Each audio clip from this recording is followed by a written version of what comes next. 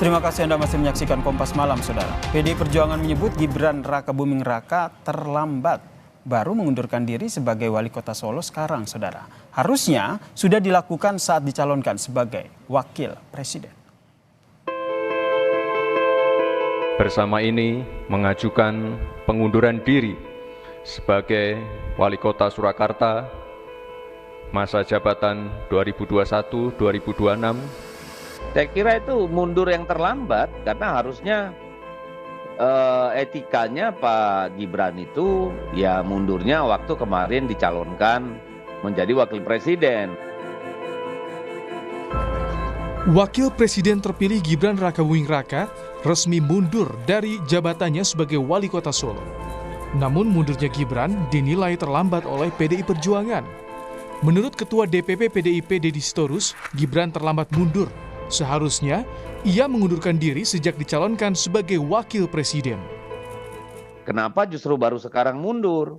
Pada saat waktunya hanya hitungan bulan gitu ya, kan Agustus September ya, kurang lebih 2,5 bulan gitu, hampir 3 bulan kurang lah.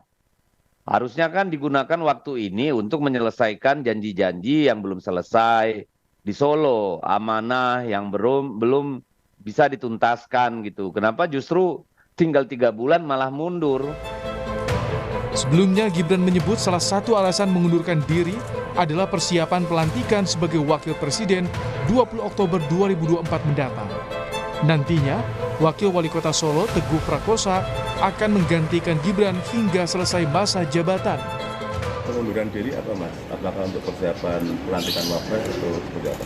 Ya, selain untuk persiapan pelantikan yang masih di tanggal 20 Oktober nanti, tentunya banyak hal yang harus kami persiapkan dari sekarang. Dan saya mohon doa. Gibran Rakabuming Raka telah membereskan sejumlah barang miliknya di kantor wali kota Solo pada Selasa kemarin. Saat jadi wakil presiden, Gibran mengaku memilih tinggal di rumah pribadi, sedangkan rumah dinas hanya ia gunakan untuk menerima tamu. Tim Liputan, Kompas TV. Saudara, 3 bulan jelang pelantikan sebagai wakil presiden terpilih, Gibran Rakabuming Raka ini mengundurkan diri dari jabatan sebagai wali kota Solo. Tanpa menunggu surat jawaban dari Mendagri, Gibran telah beres-beres dan bersiap pindah ke Jakarta. Pengunduran diri ini justru dinilai terlambat oleh PDIP. Harusnya mundur saat masih mencalonkan diri sebagai wakil presiden. Lalu benarkah tindakan dari Gibran ini terlalu buru-buru atau justru sudah terlambat, Saudara? Kita perbincangkan dengan 2 narasumber kita yang telah bergabung bersama kami di Kompas Malam. Saya Capa, ada politisi PD Perjuangan, Bang Ciko Hakim, dan juga ada Ketua Presidium Relawan Gibran, Bang Twedi Ginting. Selamat malam Bang Ciko, Bang Twedi. Selamat malam Bang, selamat malam Bang Ciko. Sehat. Salam sehat semuanya. Saya ke Bang Twedi dulu nih sebagai Ketua Presidium Relawan Gibran ini. Apa tanggapannya? Dibilang terlambat nih. Secara etika tuh harusnya mundurnya pada saat pencalonan sebagai wakil presiden. Kenapa baru sekarang? Kalau kita merujuk kepada pasal 169 Undang-Undang Nomor 7 Tahun 2017 tentang pemilu, tidak ada syarat yang menyatakan bahwa Mas Gibran harus mengundurkan diri dari posisi wali kota. Sehingga secara aturan legal formal tidak ada aturan yang mengharuskan itu. Itu yang pertama. Yang kedua, bila itu dikaitkan dengan putusan dianggap terlambat, saya kira dalam negara demokrasi sah-sah saja. Saya kira seorang politikus yang kebetulan berbeda pilihan pada pilpres lalu menyampaikan hal itu. Yang jelas 872 hari Mas Gibran memimpin wali kota Solo, saya kira capaian-capaian program yang sudah dijanjikan itu sudah diselesaikan. Itu bisa dibuktikan dengan menurunnya tingkat kemiskinan, naiknya pertumbuhan ekonomi, menjadikan Solo sebagai salah satu kota paling toleran, menjadi salah satu destinasi terbaik di Indonesia, dan segala macamnya, banyak capaian luar biasa. Begitu Bang. Berarti secara aturan benar ya, tapi secara etika gimana menurut Anda? Sebelum akhirnya saya lempar ke Bang Ciko. Secara etika saya kira tidak juga melanggar. Karena apa? Karena tidak ada konflik kepentingan. beliau sebagai wali kota Solo dengan sebagai cawapres pada Pilpres 2024 yang lalu, Bang. Oke, berarti secara etika tidak ada, wajar aja ya, karena tidak ada konflik unsur kepentingan di situ. Bang Ciko gimana menanggapinya? Karena ini disampaikan oleh rekan Anda satu partai, Bang Deddy, wah ini terlambat nih secara etika, harusnya dari pada saat dicalonkan sebagai wapres. Kami sependapat dengan apa yang disampaikan Bung Deddy Sitorus, dan kami juga sependapat dengan apa yang disampaikan dengan Bung Teddy barusan, bahwa memang tidak ada aturan yang dilanggar. Jadi kalau kita bicara soal konflik kepentingan, ada sedikit perbedaan pendapat di situ. Karena ketika maju sebagai calon wakil presiden, tentunya beliau juga sekaligus tetap memegang tampuk pimpinan dari aparat-aparat yang ada di Solo atau Surakarta. Jadi artinya secara tidak langsung konflik kepentingan itu tentu ada. Kita juga mengetahui bahwa tentunya anak buah beliau di Solo, ada Ulf Pakewo ketika beliau masih menjabat, ada secara sadar maupun tidak sadar, baik diperintah atau tidak diperintah, saya rasa ini suatu hal yang biasa bila anak buah ingin menyenangkan pimpinannya. Jadi kemungkinan juga terlibat dalam pemenangan yang bersangkutan sebagai wakil presiden. Nah itu yang kita takuti dari apa yang disebut pelanggaran-pelanggaran etik. Berarti Anda melihat mundurnya... Bisa jadi itu dilakukan, bisa jadi tidak. Tetapi kan memang kita berpolitik atau kita hidup dalam satu kerangka kehidupan termasuk demokrasi ini, sebaiknya memang kita menghindari hal-hal yang rentan untuk dicurigai atau diduga sebagai bagian dari politik. Tetapi kembali lagi memang tidak ada aturan yang dilanggar, kemudian juga apakah untuk mundur, apakah untuk lanjut gitu. Tapi kita melihatnya memang mungkin alasan yang disampaikan Mas Gibran tadi tidak sepenuhnya 100% itu ya. Kalau saya melihatnya memang mungkin ada agenda-agenda terkait. Nah ini yang ingin saya pertanyakan selanjutnya, Bang Ciko gitu. Kalau sesuai aturan tidak melanggar begitu. Lantas kenapa akhirnya PDIP merespon dengan menyatakan bahwa secara etik ini harusnya secara etik terlambat, dan tadi menduga dalam tanda kutip seperti kata Bang Ciko ada agenda-agenda. Sebenarnya apa yang dilihat dari PDIP di balik mundurnya Gibran sebagai wali kota? Jadi begini ya, kalau kita melihat manuver dari seorang politisi, siapapun itu, baik itu saya, apakah Bung Teddy yang terjun ke politik, tentunya semuanya ada maksud dan tujuan. Tidak mungkin segala hal yang kita ambil, apalagi langkah-langkah politik, tanpa ada perhitungan dan lain-lain, tanpa ada agenda-agenda di balik itu. Dan itu sah-sah saja. Jadi kecurigaan atau dugaan-dugaan yang muncul akibat mundurnya seorang Gibran, gitu kan, dia adalah tokoh sentral akhir-akhir ini, karena memang sudah terpilih menjadi wakil presiden. Jadi wajar bila ketika dikatakan kenapa mundurnya baru sekarang, itu ketika ada kontestasi Pilpres misalnya, itu kan juga wajar kecurigaan itu bahwa memang konflik kepentingan itu sulit untuk dihindari, ya kan? Anak buah yang ingin dalam tanda kutip berbakti pada bosnya itu juga sulit dihindari, baik diperintah ataupun tidak, gitu. Sebagai aparat di Solo misalnya. Kalau kita bicara soal kemungkinan alasan-alasan mundurnya, ya kita bisa ketahui mungkin karena adiknya mau maju jadi calon gubernur, beliau ingin lebih leluasa untuk berkampanye untuk adiknya, karena tentu kita harus akui, suka atau tidak suka, Gibran juga punya berarti ada konflik kepentingan di sini ya. Saya menyimpulkan itu ya. Sehingga saya mau lempar juga ke Bang Teddy nih. Jadi ini ada dugaan ada unsur politik di situ, ada unsur kepentingan di situ. Gimana tanggapan Anda, Bang Teddy? Pertama begini, Bang, terkait dengan soal etika tadi. Kalau dianggap melanggar etika karena tidak mengundurkan pada saat pendaftaran capres dan cawapres pada Pilpres yang lalu, saya kira calon presiden dan wakil presiden pasangan nomor 3 juga pada saat itu tidak mengundurkan diri juga, sehingga kalau hari ini para pendukung pasangan nomor 3 mengungkit-ungkit atau mengkaitkan dengan soal etika, sebenarnya ya itu sama dengan memercikan air mendulang air sendiri sebenarnya begitu, karena pasangan nomor 3 juga tidak melakukan itu pada saat pendaftaran capres dan cawapres yang lalu begitu. Sah-sah aja begitu. Kalau melanggar etik dan ada dugaan kepentingan, itu nanti akan saya tanyakan juga nih kepada Bang Ciko. Sebenarnya ada dugaan konflik kepentingan apa sih akhirnya Gibran ini masih ada 3 bulan lagi tapi harus mundur sekarang begitu. Kita bahas ya usai jeda. Masih bersama kami di Kompas Malam, perbincangannya kami lanjutkan usai jeda, saudara. Masih kita berbincang soal mundurnya Gibran sebagai wali kota Solo. Apakah ini terburu-buru atau justru terlambat, saudara? Masih bergabung bersama kami di Kompas Malam, politisi PD Perjuangan Bang Ciko Hakim dan juga Ketua Presidium Relawan Gibran, Bang Twedy Ginting. Tadi saya ke Bang Ciko begitu. Tadi Anda bilang bahwa ada agenda terselubung, bisa dikatakan seperti itu, ada tujuan-tujuan politik tertentu begitu. Bisa dieksplisitkan lagi tuh apa maksudnya? Begini, kalau saya boleh, saya menaruh posisi sebagai misalnya penasehatnya Mas Gibran, saya akan lebih baik untuk mengatakan, Mas Gibran itu mengatakan bahwa ada kemungkinan dalam 3 bulan ke depan atau 4 bulan ke depan atau 5 bulan ke depan saya akan membantu kampanye calon-calon yang didukung oleh Koalisi Indonesia Maju misalnya, atau mendukung adik saya gitu, sehingga saya merasa saya harus mundur karena takut ada konflik kepentingan. Nah, itu tentu akan lebih elegan, karena kita tahu nanti juga itu akan terjadi. Saya meyakini itu karena Gibran punya bobot elektoral, artinya dia juga ada punya market, punya segmen yang akan mendengar apa yang menjadi pilihan dia.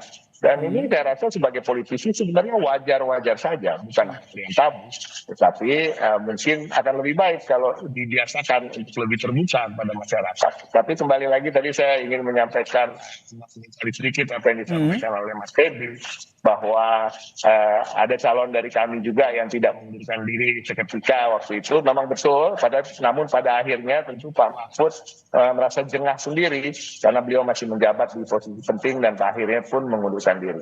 Jadi memang better late than never, tapi tetap dilakukan di dalam proses pilpres itu sendiri. Tapi itu yang lalu. Tapi kalau kita bicara ke depan, saya rasa dugaan saya pribadi dan juga masyarakat secara umum mungkin, karena sebagai politisi apapun manuver yang dibuat tentunya ada maksud dan tujuan, dan maksud dan tujuannya tentu untuk kepentingan politik yang bersangkutan, baik juga untuk kelompok para pendukungnya. Dan ini apakah ini bisa dikaitkan dengan mencuatnya isu ataupun berita terkait dengan majunya adik dari Gibran, Kaesang?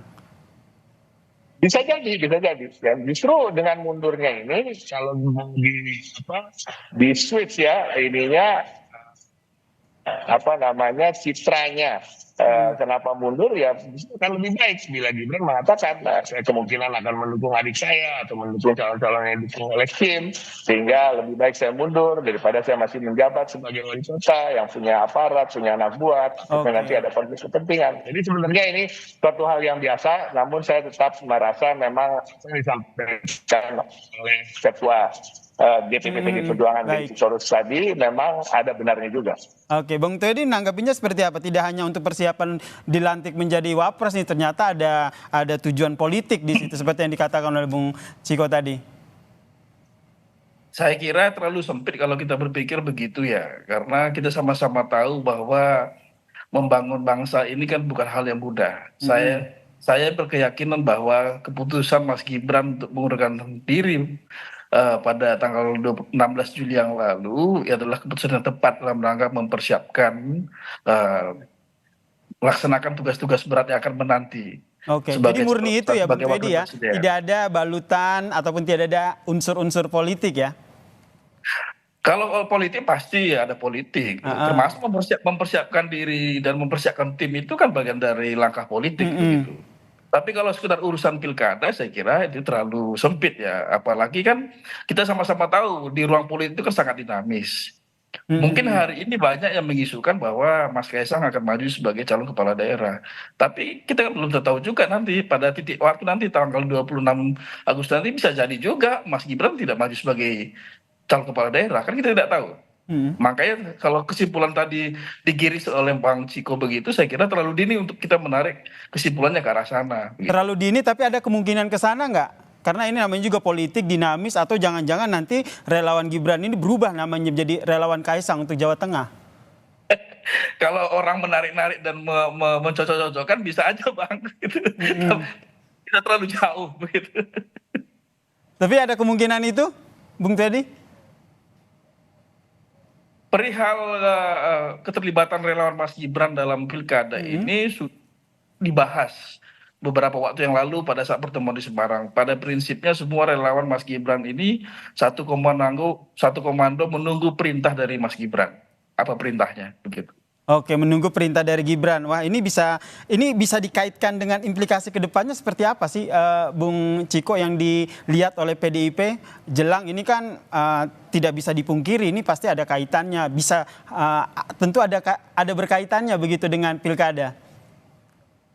Kami tetap merasa itu, dan itu juga sah-sah saja seperti saya sampaikan tadi, sebagai politisi tentunya manuver-manuver atau gerakan-gerakan politik yang akan menguntungkan posisi saudara Gibran misalnya atau yang bersangkutan sebagai wakil presiden akan lebih baik kalau mempunyai gubernur-gubernur yang dimenangkan oleh yang bersangkutan, ya kan?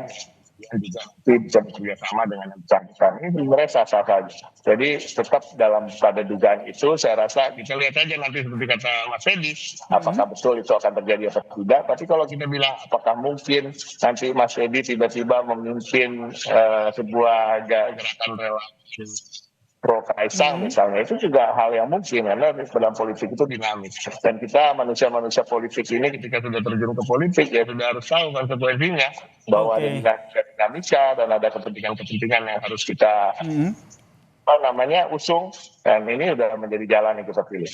Jadi apapun kemungkinan langkah-langkah politik ke depannya itu tentu sudah diantisipasi oleh PDIP ya. Kemudian ke Bung Twedi, tadi sudah dapat perintah dari ataupun menunggu perintah dari Gibran begitu. Ini perintahnya apa sih, Bang? Belum. Sampai detik ini kami belum dapat perintah, tapi kami semua relawan Mas Gibran itu pada posisi standby. Karena terkait dengan pilkada ini bagaimanapun kepala pemerintahan di Republik ini sangat berkepentingan untuk melakukan harmonisasi dan sinergi dengan kepala-kepala daerah. Apalagi di dalam sistem kita yang menganut kepala-kepala daerah ini dipilih sendiri oleh rakyat. Gitu. Dalam rangka melancarkan agenda pembangunan, saya kira setiap kepala negara dan kepala pemerintahnya di Republik ini sangat berkepentingan dengan kepala daerah itu bisa melakukan sinergi begitu. Standby yang dimaksud ini standby untuk memenangkan pilkada? Kaisang Jateng begitu? Saya kira kita tidak bicara pada hanya satu provinsi saja, satu kota kabupaten saja, tapi seluruh Indonesia. Karena kan sebaran dari relawan Mas Gibran itu kan menyebar di seluruh Indonesia, begitu Bang. Jadi Bung Ciko melihatnya seperti apa nih kesiapan dari relawan Gibran yang tinggal menunggu perintah begitu. Di sisi lain memang kita lihat Gibran juga tengah mempersiapkan diri untuk dilantik menjadi wakil presiden. Seberapa pengaruhnya sosok Gibran ini untuk pilkada? Tentunya ada pengaruh. Seperti saya sampaikan tadi, kan memang Gibran ada yang memilih ketika pemilihan Pilpres kemarin. Jadi artinya memang beliau punya pengaruh dan ada kemungkinan untuk ke arah sana. Tadi dikonfirmasi juga oleh Mas Edi, yang kita bahwa memang kepala pemerintahan tentu punya kepentingan apabila gubernur-gubernurnya juga adalah tegak lurus. Apalagi sebenarnya itu kan diatur dalam undang-undang, siapapun yang menang pilkada, baik itu yang didukung sosok A atau sosok B, tidak harus, walaupun yang didukung itu kalah kemudian yang menang sosok C misalnya, itu kan juga tidak berarti bahwa seorang gubernur lalu harus akan pasti melawan apa yang menjadi dari pemerintah pusat, karena ada undang-undang yang mengatur terkait itu sebagai kepanjangan Pak. Saya rasa ini semua masih dalam tataran dugaan-dugaan dari kami. Betul, masih tataran masih menduga-duga begitu ya, masih menduga di balik dugaan ini ya kita pikir 98% lah benar ya nanti ke depannya. Tetapi kemudian lagi PDI Perjuangan tidak mau terlalu direpotkan dengan pihak lain. Kami sedang fokus untuk bisa mengerucutkan nama-nama calon-calon terbaik yang akan memimpin terlebih ini daerah. Pertemuan antara Kaisang dan Mbak Puan juga belum terrealisasi ya. Nanti kita nantikan seperti apa. Balik lagi ini masih duga-dugaan bagaimana langkah politik yang diambil ke depan. Gibran pasca mundur dari wali kota, apakah murni mempersiapkan diri untuk menjadi wakil presiden atau ada langkah-langkah politik yang diambil oleh Gibran Rakabuming Raka. Terima kasih politisi PDI Perjuangan Bang Ciko Hakim dan juga Bung Twedi Ginting, Ketua Presidium Relawan Gibran telah berbagi perspektif dan pendapatnya di Kompas Malam. Salam sehat semuanya.